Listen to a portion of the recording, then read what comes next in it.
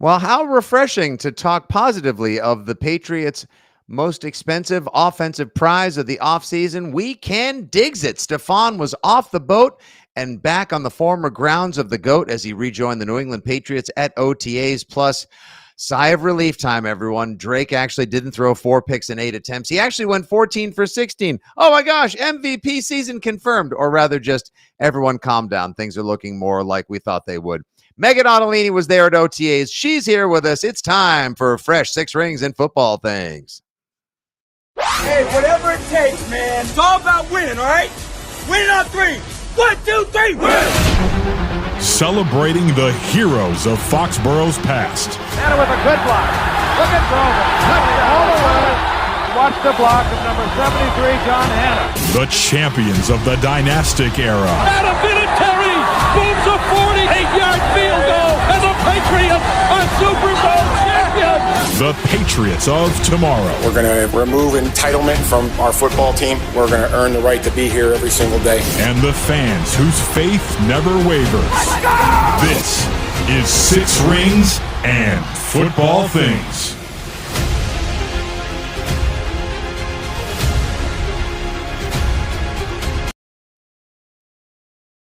Acclimated to your system thus far, and what's been sort of your biggest teaching point with him this spring? I mean, he's doing really well. He's very smart, works really hard. I think the quarterback room in general is really, really good in terms of putting the time and effort in at this point in time in the year. And like I said, we either make a good play or we learn from the result. And so sometimes as a coach, and nobody wants to hear this, but sometimes as a coach, the negative results can actually be your best teachers because you have a play where something didn't necessarily go your way or the right way, and then you learn from it. And then the biggest key for us as we go forward is when we learn from a mistake is can we go out there the next. That's everyone's pal Josh McDaniels, Josh McD, back singing the praises and waxing Drake-tastic. I love what he had to say there, Mego, and welcome everybody to the latest 6 Rings and Football Things. The fabulous and talented Miss Meghan Ottolini alongside your old pal Nick Fitzy Stevens. Mego was at OTAs whilst I was on the radio on Monday. I wish I could have been down there watching Drake sling it and ring it. He was 14 of 16. Also good to know Josh Dobbs was 11 of 13, and the other guy was like 1 of 3 with a pick. So that didn't work out for him. I completely forgot his name as well. That said, Mego, we heard from McDaniels there. I like what he had to say as far as, it wasn't just like state media propaganda, like, oh my God, Drake, this kid is just unbelievable. Like head-turning throw at one after another. I heard Tom Curran say on his podcast that some of Drake's throws were actually pretty impressive. He was dropping it in the bucket, delivering on a platter, I think even Tom EC had to say at one point. And over and above and beyond the Stefon Diggs drama and all that stuff, it's just nice to hear that McDaniels is saying good things and also talking about that idea of no, negative plays now can be a good thing. These are the teachable moments. This is how we come together, and hopefully they can meet minds in this complicated but often very productive offense. Right. So long as the key word there is you're not an error repeater. So it's just kind of a different way of saying that you're going to learn from your mistakes. And from Josh McDaniels' account, and he's a guy who is pretty tough in holding his quarterbacks accountable, at least while he's been in New England at different stints. It sounds like that Drake Maye, very early in his process with Josh McDaniels, is fulfilling that. And that's probably the most important thing right now. Yeah, I mean, we know that Josh, I saw a video on social media yesterday of him being pretty intense out there with Drake and working with receivers, instructing the quarterbacks. He can be pretty demanding. He can be very exacting as well. And while we still don't know what this new hybridization of his offense, which of course is, so many different iterations of previous Patriots offenses past, now with some new spin that he's added to make it more contemporary and hopefully enhance Drake Maye's many tools and physical skills. It's going to take some time, but to see Drake, like you loved the idea of had a pretty rough start when the OTAs got going 9 days ago. And now all of a sudden he's already shown progress. That means he is putting in the time on the field. He is putting in time with the playbook and studying in the film room where it matters most. How did you think Drake, just to the naked eye, what did you see and how did he look to you? This was definitely his best day out of the 3 that we've seen as media members, Mhm. and we got the report that Mike Reese had it that on one very rainy day when it was closed doors to us, he was absolutely slinging it and killing it, so that was nice to hear, but to see this version of Drake Maye, where granted most of what they're doing is like maybe 80% game speed when they get into their competitive team drills. He made the offense look very functional for the first time in this offseason. And he had great connections with Kayshon Boutte, Ramondre Stevenson, finally back after his bereavement leave, which Mhm. obviously is a sensitive time for him. But he said to us, like, he got his first target from Drake and dropped it right in the bucket for him. And Mhm. so, like, it seems like he's really developing some good chemistry with different guys who are returning on the roster. And then you get to see a moment here and there from someone like Kyle Williams. Kind of hard to gauge with someone like Travion Henderson because there's not hitting. He looks super fast and explosive, as Ramondre Stevenson said after practice. But then again, you're like, how many of these plays would be blown up, 5 yards earlier because you Right. can't really go beyond just putting 2 hands on the guy. But all that to say, I thought that Drake, his timing looked much better. His accuracy looked much improved compared to the week prior. Mm. So I do think it shows in this learning period some semblance of progress because you go from a competitive period where you had 4 interceptions and you're like, oh God, is there a regression on the horizon or what is this growing pains Yeah, to, we're supposed to okay, see sophomore sensation, not sophomore slump, or so we've been right, told. to the next week you go, he's not turning it over, but he certainly doesn't look in rhythm and time. Some of these throws don't even really seem to make sense. Mhm. And then what you have yesterday, which is, hey, it's like not a perfect day. He had a couple passes here and Mhm. there, tip pass, one that was kind of a hospital ball late in practice, where you go, well, he probably wants that one back. But for the most part, the offense looked the best it has in this very short, limited window that we've gotten to see of them so far. Yeah, next week is when things ratchet up a little bit because that'll be mini camp and that's mandatory. Mhm. This is still the voluntary portion of the off-season workouts, but it's important that as many people be there as possible given that you have added so many new people via free agency and via the draft as well. Um, so I'm thrilled to hear that as well. Was there anyone else aside from, Kyle Williams speed, always the timeline king as I call him, or actually Mego, he has been supplanted he as the timeline king because now there's another receiver that's turning heads and making himself a Patriots legend. That would be one Efton Chism. That's right. Yeah. Bill Chism, no longer the biggest Chism in town. Efton Chism, undrafted free agent wide receiver out of Eastern Washington, which has given such NFL receivers to us like Kendrick Bourne and Cooper Kupp, continues to just be the belle of the ball, the darling of all in attendance. Like this guy, he's getting fitted for his red jacket at the Patriots Hall of Fame already, and it's freaking June 3rd. Does the So same things that everyone's talking about stand out to you when you see him? yeah, I would say as much as you can have a big day in OTAs, Chisholm had a big day. And you mentioned Kendrick Bourne. A big part of his big day was that Kendrick Bourne wasn't in attendance yesterday. So it opened up some opportunity, without getting hyper specific, Mhm. that uh, he could go out there and take some reps with Drake May. And I think it's notable that in his kind of second system reps, if you want to call it that, in his team drills, that he was perfect.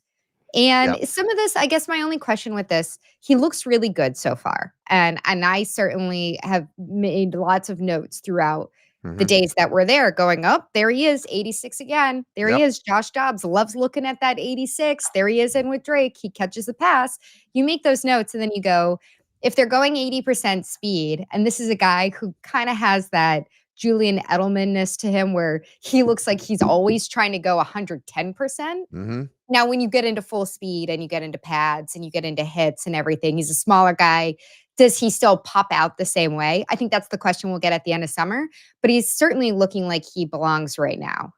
Everyone keeps talking about the sudden ability to change direction, the quickness that it Mhm. makes it reminiscent of And no, not just because he's a little bit undersized and Caucasian, everybody. I can understand the natural comp in that regard, but that it like there's a similar playing style to an energy to him that just naturally calls back some of those players when the Patriots offense, oftentimes as directed by Josh McDaniels, would thrive with some Edelmania or Welka in the slot.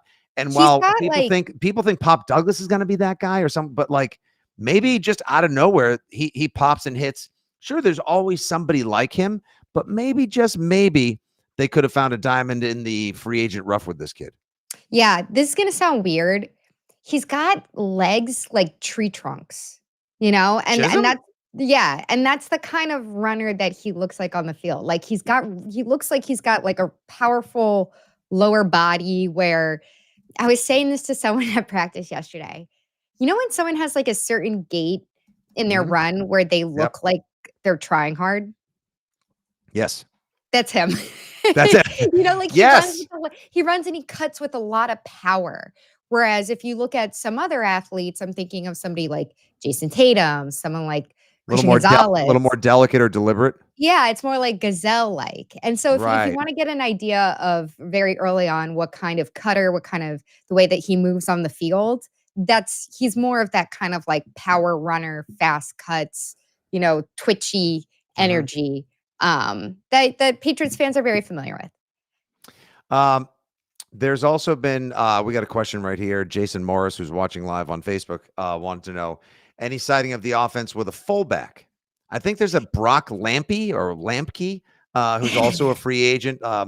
He's getting a love. He's no Efton Chism, as the kids like to say. But did you see any before we get into some quick running back talk and then yes, the inevitable Stefon Diggs chat?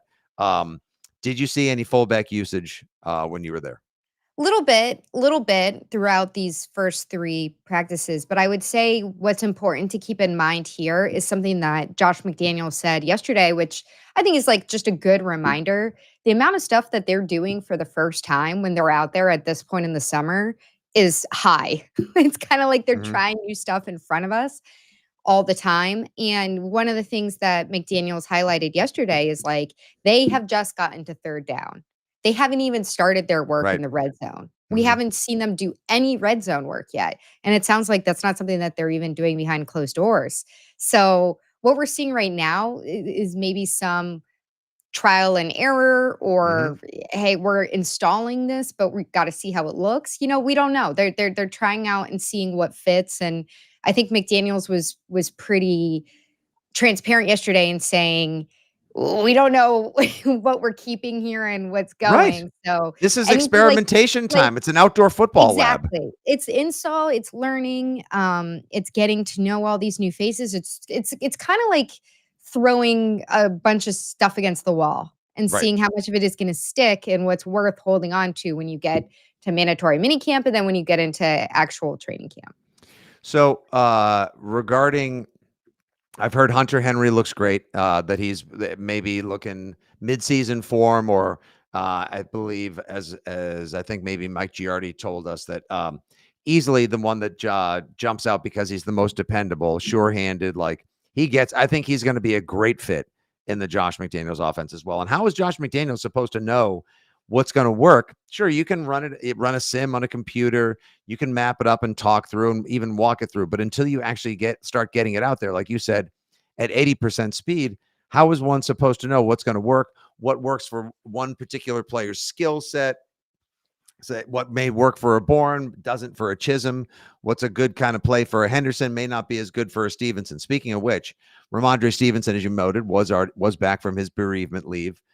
Great to see him out there. Mike Vrabel says he intends and sees big things for him. If Ramondre Stevenson can get his ball control issues settled down this season, I still think, as much as you know, I love me some Travion Henderson, and in the card-carrying member of the Travion Henderson Appreciation Club already in session, I still think Ramondre Stevenson can be the lead back for this team this year, and they can have a nice 1-2 punch, getting the most they can out of Stevenson now as they ready as McDaniels, who is often want to slow play his usage of a rookie running back, getting him ready to eventually take over while still being an asset this season. Yeah, I agree.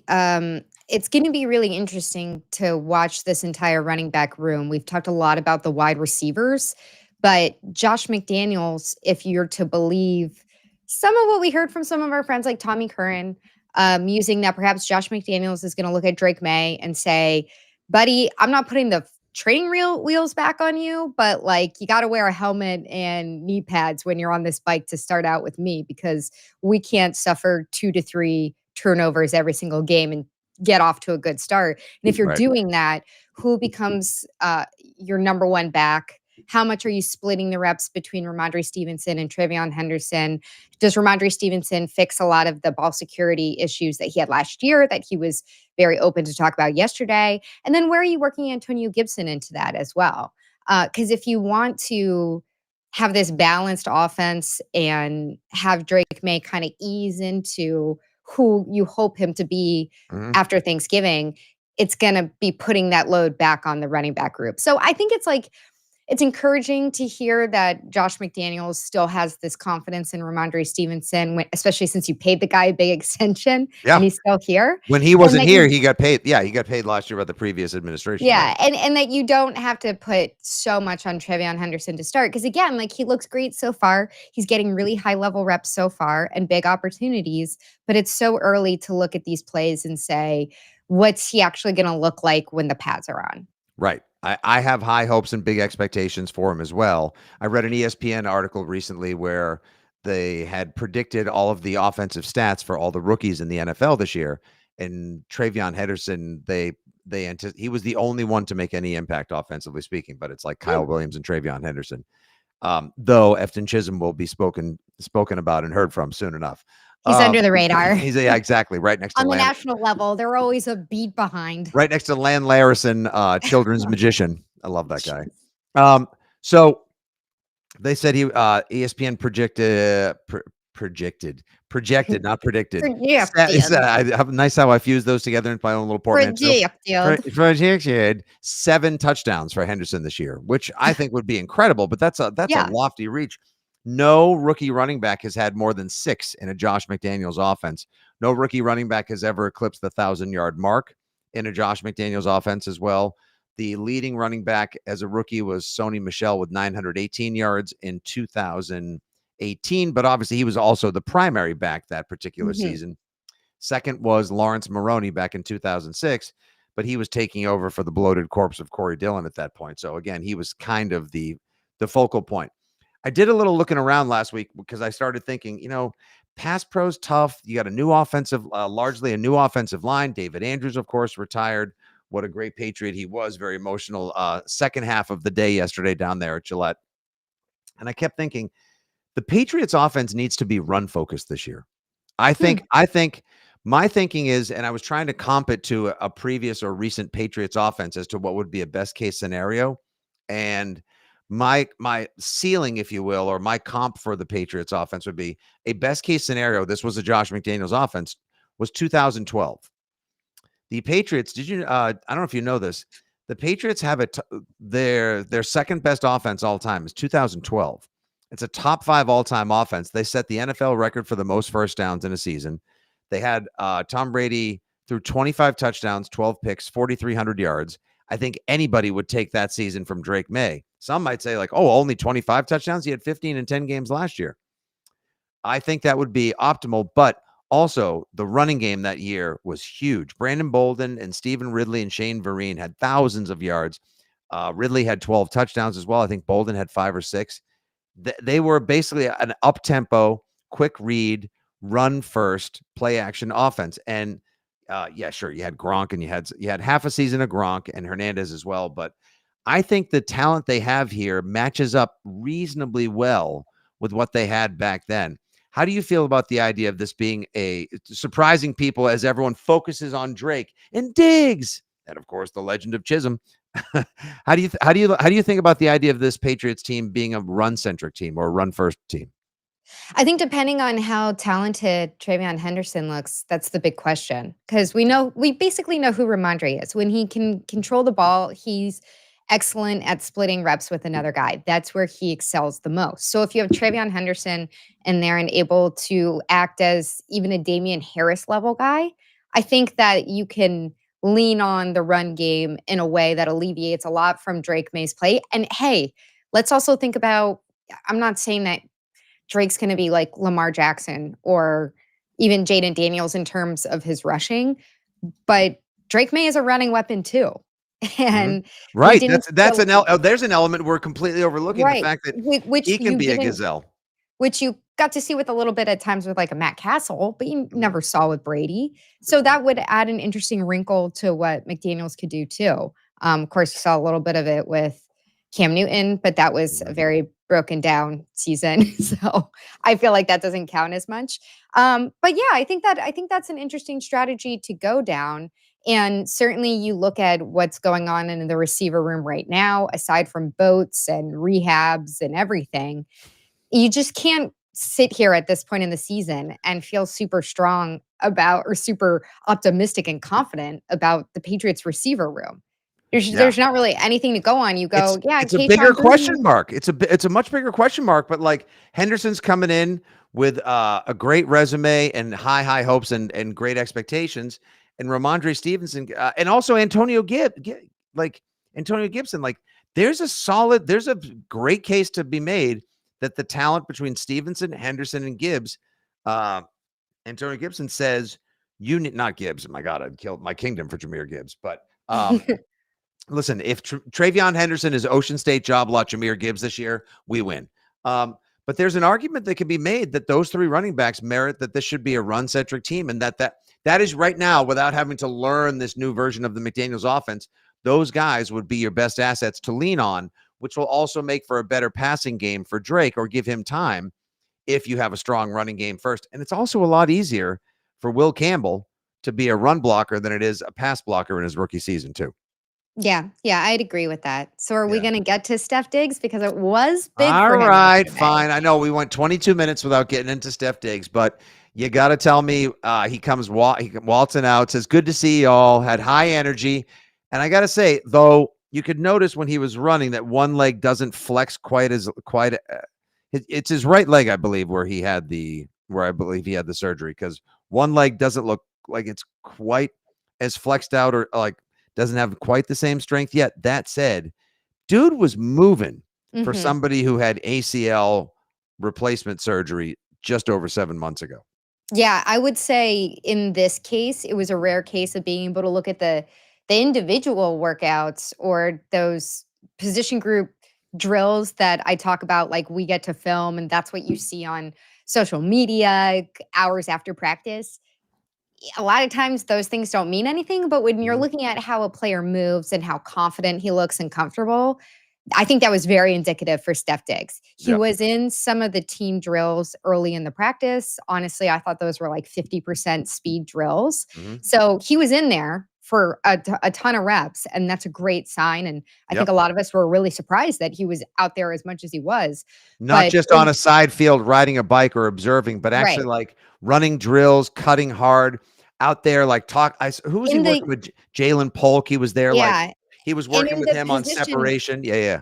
in the position group drills though is where you really saw the explosiveness to the point where there was this weird kind of goofy drill where the coaches were like throwing them these giant weighted medicine balls that were padded, Mhm. and they were throwing them back, the receivers, and then turning, cutting hard, and sprinting downfield. And at one point, and I put this video on my Instagram, Steph Diggs was doing that right next to Kayshon Boutte, and he practically like caught Kayshon Boutte, who was in front of him, like Mhm. almost beat him in the drill. And I'm Wow. like, Well, all Booty was right, supposedly a little bit out of shape, so Stefon Diggs he looked good. He looked confident. He did not look like he was moving gingerly or like he wasn't sure about trusting his body right. and he looked happy with the guys. I'll say that. He was Mhm. giving Javon Baker a little bit of shit during one of the Good. they were doing Good. like some weird hand fighting thing Yeah, he's out during a there like drill. working with Polk, grabbing him by the shoulder, showing him how Yeah. to fight off press coverage. He's giving some shit to Javon Baker. I also saw him running and giving attaboy to the Legend of Chism as well. Yes. So like you could see like it was a great day for the Patriots. Drake looks good. Josh was talking. Vrabel didn't have to punish or censure anybody. Ramondre Stevenson addressed the media. He came back. He looks like he's going to be a big part of it. And then the fact that like Diggs's energy, he's already like, that's part of what you're paying for. Him being in there, being the alpha, teaching these guys the right way to do it. Like, here's how I've been this successful for a decade in the NFL. Here's what I've learned. Let me impart this on you while I also try to be an impactful player myself. My early way too early projections for Diggs are like 77 catches, 1050 yards, somewhere Ooh, 6 touchdowns. wow. Okay, I think that would be, and listen, four and a half catches a game. 4.5 catches a game and a tutty once every 3 weeks. That would be Matt. If the knee continues to heal at this rapid rate and he's ready to go week 1, I'd say he can play the majority of the season and put up some solid numbers. Who ends up drafting behind him and becoming wide receiver 2 and 3?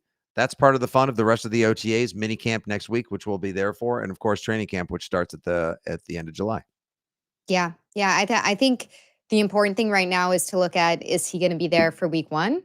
If he keeps looking like he looked like yesterday, he'll be out there week 1. And then maybe you'll be in a position. I think it's a big success if you get between 800 and 900 receiving yards for him. I think that's worth this year of the contract. And you're looking at a successful year for him, and everything's working out well between him and the quarterback. But we still got many weeks before we get to the starting line there. Many weeks as well. And were you there in attendance long enough to take in the David Andrews presser? I wasn't. I was actually writing off Drake and Steph. So excellent. I wasn't good, at good David work. Andrews yesterday. No, I know that was cathartic for him as well. He looked fantastic. 3:30 delivered about 11 minutes of words. There was a 9-minute video tribute where former teammates sent in videos telling David Andrews stories, wishing him well, congratulating him on an amazing career.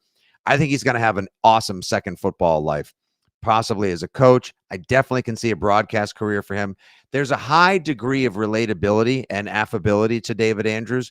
He doesn't have to be, doesn't have to look or sound like Matt Ryan or JJ Watt to still convey good football thoughts and allow people to access his experience as a football player as well. So I think he made the right move for himself. Yeah, it's obviously sad because, again, it's another one of these. Thinking about all the times that he played with Brady, one of these just Super Bowl era guys who are walking out the door and taking those experiences with him. Like, I do think that even if it's somebody to the extent of Matthew Slater, who's not on the field a ton because he was a special teamer, like, that experience matters a lot in the locker room and understanding what it takes to go the full distance for that. And so they'll be missing that. And Andrew's obviously a super smart and emotionally intelligent guy. And now it's on a lot of the guys in the locker room now to kind of lay that foundation for whatever this Vrabel era is going to be. A new leader or new leaders will have to emerge, and that is part of the process as well.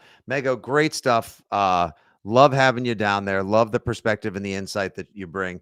You can follow her at Meghan_Ottolini. Of course, you can hear her on the weekends on WEEI. She'll be joining me as a co-host coming up soon on WEEI afternoons for some summertime sports talk action.